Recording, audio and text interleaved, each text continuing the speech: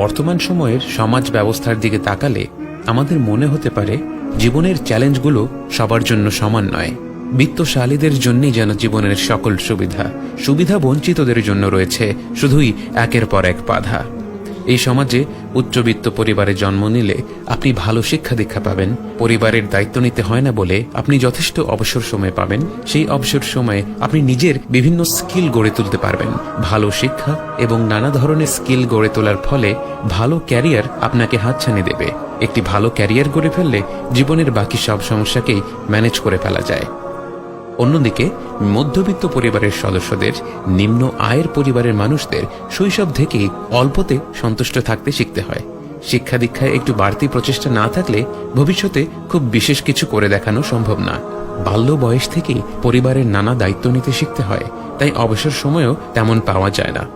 পড়াশোনা শেষ করে সাধারণ কোনো ইনস্টিটিউট থেকে সাধারণ একটি ডিগ্রি অর্জন করে বাড়তি তেমন স্কিল গড়ে তোলার সুযোগ ছিল না বলে ক্যারিয়ারে তেমন সুবিধা করা যায় না। সিস্টেমটার দিকে তাকালে মনে হতে পারে এটা যেন সুবিধা বঞ্চিতদের যুগের পর যুগ পরিশ্রম করানোর জন্যই তৈরি। তারা যেন প্রজন্মের পর প্রজন্ম সুবিধা বঞ্চিতই রয়ে যায়, সে উদ্দেশ্যেই তৈরি। আমরা যদি সাফল্যকে আর্থিক অর্জনের দিক থেকে মাপি তাহলে এই কথাটা অবশ্যই সত্যি। জীবনের উদ্দেশ্য যদি হয় ভালো ক্যারিয়ার গড়ে কিছু সম্পত্তি অর্জন করে বিত্তশালী হওয়া, তাহলে এ ব্যাপারে কোনো সন্দেহ নেই যে বর্তমান সিস্টেমে একজন মধ্যবিত্ত বা নিম্নবিত্ত পরিবারের মানুষের জন্য সাফল্য অর্জন করা অত্যন্ত কঠিন, কেউ কেউ বলবেন প্রায় অসম্ভব। সমস্যা হলো সাফল্যের এমন সংজ্ঞা দাঁড় করালে আমাদের নবী সাল্লাল্লাহু আলাইহি ওয়াসাল্লাম জীবনে একেবারেই আহামরি কোনো সাফল্য অর্জন করেননি। তিনি যখন আল্লাহর কাছে ফিরে যান, তিনি রেখে যান ছোট্ট একটা ঘর, যা বর্তমান সময়ের একটি শোবার ঘরের চেয়েও ছোট, এবং অল্প যে কিছু দিরহাম বাকি ছিল সেগুলো তিনি মৃত্যুর আগে মা আয়েশা রাদিয়াল্লাহু আনহাকে দান করে দেওয়ার জন্য নির্দেশ দেন। অর্থাৎ মৃত্যুর সময় তার সম্পদ বর্তমান সময়ের একটি মধ্যবিত্ত পরিবারের সম্পদের সমানও হয় কিনা সন্দেহ রয়েছে। কিন্তু আমরা জানি যদি আল্লাহর সৃষ্টি জগতে কেউ সম্পূর্ণরূপে সাফল্য অর্জন করে থাকে তিনি হলেন রাসূলুল্লাহ সাল্লাল্লাহু আলাইহি ওয়াসাল্লাম। আল্লাহর বান্দা হিসেবে তিনি তার সবচেয়ে প্রিয় বান্দা হওয়ার মাধ্যমে সাফল্য অর্জন করেছেন। নবী হিসেবে, সর্বকালের শ্রেষ্ঠ নবী হিসেবে তিনি সাফল্য অর্জন করেছেন। একজন নেতা হিসেবে তিনি গোটা পৃথিবীর জিওপলিটিক্যাল চিত্র পাল্টে দিয়েছিলেন। একজন বাবা হিসেবে তিনি প্রতিটি বাবার জন্য রোল মডেল, স্বামী হিসেবে প্রতিটি স্বামীর জন্য রোল মডেল। জীবনের এমন কোনো দিক নেই যে দিক থেকে তিনি চূড়ান্ত সাফল্য অর্জন করেননি। যদি তাই হয়ে থাকে তাহলে নিশ্চয়ই আমাদের সাফল্যের সংজ্ঞার মধ্যেই কোনো ত্রুটি রয়েছে। কোনো বস্তুর মান নির্ধারণ করতে গেলে আমাদের যাচাই করতে হবে সেটাকে কি উদ্দেশ্যে তৈরি করা হয়েছে এবং বস্তুটি সে উদ্দেশ্য কতটুকু পূরণ করছে। আল্লাহ পবিত্র কোরআনে বলেন, وَمَا خَلَقْتُ الْجِنَّ وَالْإِنسَ إِلَّا لِيَعْبُدُونَ। আমি নিশ্চয়ই জিন ও মানুষকে সৃষ্টি করেছি আমার ইবাদত করার জন্য।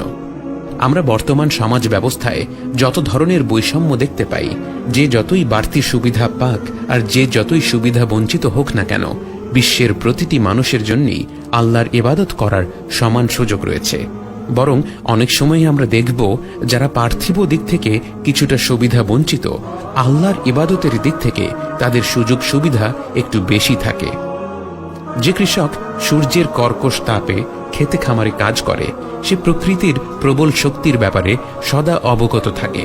তার ফসল কেমন হবে দিন শেষে সেটা যে পুরোপুরি তার রবের নিয়ন্ত্রণে সেটা সে ভালো করেই জানে। অতএব তার এই কাজের মাধ্যমেই সে আল্লাহর ব্যাপারে আরো বেশি সচেতন থাকতে পারে।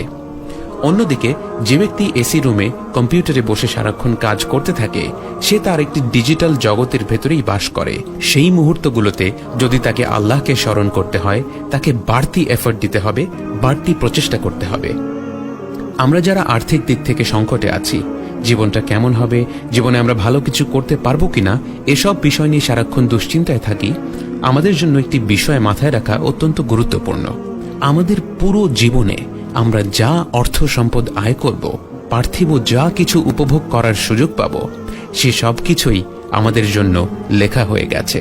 স্বয়ং আল্লাহর হুকুমেই সে বিষয়গুলো লিখে রাখা হয়েছে এবং বিশ্বের সমাজ ব্যবস্থা যেমনই হোক না কেন, এর মধ্যে কোনো পরিবর্তন আসুক বা না আসুক, আমরা ঠিক ততটুকুই রিস্ক উপভোগ করব। এর চেয়ে অনুপরিমাণ বেশিও না, কমও না। আমাদের হাতে যা আছে তা হলো আমরা কি তা হালাল উপায়ে আল্লাহর হুকুম মেনে অর্জন করছি কি না। এবং যদি মনে হয় আমাদের যা আছে তা যথেষ্ট নয়, আমাদের চারপাশের মানুষগুলো কত স্বাচ্ছন্দ্যে জীবন যাপন করছে অথচ আমাকে কত বাড়তি কষ্ট করতে হচ্ছে, তাহলে আমাদের মনে রাখতে হবে সূরা ইনশিরাহতে আল্লাহ তাআলা বলেন ফাইন্না মাআল উসরি ইউসরা, ইন্না মাআল উসরি ইউসরা, নিশ্চয়ই কষ্টের সাথে শান্তি রয়েছে, নিশ্চয়ই কষ্টের সাথে আনন্দ রয়েছে। আল্লাহ এই আয়াতে উসর বা কষ্ট শব্দের সাথে ডেফিনিট আর্টিকেল ব্যবহার করেছেন, আরবিতে যেটা হলো আল এবং ইংরেজিতে যা হলো দ্য। ইংরেজিতে যদি আমরা বলি the book is on the table, এর মানে বইটি টেবিলের উপর আছে। এখানে বুক শব্দের আগে দ্য শব্দটি বলার কারণে বাক্যটি একটি নির্দিষ্ট বইকে বোঝাচ্ছে, অর্থাৎ দ্য শব্দটি একটি বস্তুকে স্পেসিফিক করে ফেলে, একটি শব্দের অর্থকে সীমাবদ্ধ করে ফেলে।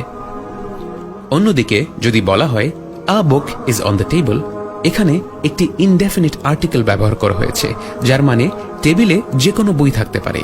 এখানে বইয়ের অর্থকে সীমাবদ্ধ করা হয়নি, বরং উন্মুক্ত রাখা হয়েছে। এই টেবিলে পৃথিবীর কোটি কোটি বইয়ের যে কোনো একটি এখানে থাকতে পারে। একইভাবে সূরা ইনশিরাহের এই আয়াতে আল্লাহ ওসর বা কষ্ট শব্দটির আগে ডেফিনিট আর্টিকেল ব্যবহার করেছেন, কিন্তু ইউসর বা সহজতা শব্দের ক্ষেত্রে তিনি তা করেননি। এবং এর মাধ্যমে তিনি আমাদের জানাচ্ছেন যে জীবনে কষ্ট আসবে, কিন্তু বাস্তবে সে কষ্টটা সীমাবদ্ধ, সে কষ্টগুলো পরিসরে অতি ক্ষুদ্র। অন্যদিকে জীবনের আনন্দগুলো উন্মুক্ত। আল্লাহ যে কোন কোন জায়গা থেকে আমাদের নিয়ামত পাঠাবেন আমরা হিসেব রাখতে পারবো না। আপনার কষ্টটা হচ্ছে আপনার পরিবারকে খুব সামান্যের মধ্যে দিয়ে চলতে হয়। আপনাকে পড়াশোনার পাশাপাশি দুটো টিউশনই না করলে আপনার ছোট দুইটা বোন হয়তো পড়াশোনা করতে পারবে না, কিন্তু আপনি খেয়াল করছেন না যে এই কষ্টের মধ্য দিয়ে বেড়ে ওঠার মাধ্যমে আপনার যে পারিবারিক বন্ধন তৈরি হচ্ছে তা বহু ভাই বোনেরা টাকা দিয়েও ক্রয় করতে পারবে না। আপনি ছোট বয়স থেকেই বাবা মায়ের বোঝা হালকা করার কারণে যে কষ্ট করে যাচ্ছেন, আল্লাহ আপনার সেই কষ্টের বিনিময়ে আপনার জন্য আখিরাতে যে সাম্রাজ্য তৈরি করে রেখেছেন তা যদি আপনি জানতেন, আপনি এই আর্থিক সংকটের মধ্যে দিয়ে হাজার হাজার বছর কাটিয়ে দিতে রাজি থাকতেন। এবং আমাদের কষ্টগুলোর বিপরীতে যে শান্তি আসবে সে শান্তি শুধু আখিরাতেই আসবে তা নয়, বরং আল্লাহ ইউসর বা সহজতা শব্দে আল বা ডেফিনিট আর্টিকেল ব্যবহার না করার একটি অর্থ হলো আমাদের কষ্টগুলো আসবে শুধু দুনিয়ার জীবনে, কিন্তু আনন্দগুলো আসবে দুনিয়া এবং আখিরাত দুই জায়গাতেই। আমরা যদি আমাদের কি নেই সেদিকে নজর না দিয়ে আমাদের কি আছে সেদিকে নজর দেই, আমরা দেখব জীবনের প্রতিটি কষ্টের বিপরীতে আল্লাহ আমাদের অগণিত আনন্দের কারণ দিয়েছেন, যেগুলো হয়তো আমরা সঠিকভাবে মূল্যায়ন করতে পারি না বলে আমাদের জীবনের কষ্টগুলোকে বেশি বড় মনে হয়। এবং আমাদের এমন মনে হওয়াটাই স্বাভাবিক। এবং আল্লাহ আমাদের চিন্তাধারা সম্পর্কে পুরোপুরি অবগত বলেই তিনি দুইবার বলেছেন ফাইন্না মাআল উসরি ইউসরা, নিশ্চয়ই কষ্টের পাশাপাশি রয়েছে আনন্দ। বিশ্বাস হচ্ছে না? কষ্টগুলোকে অনেক বেশি বড় মনে হচ্ছে?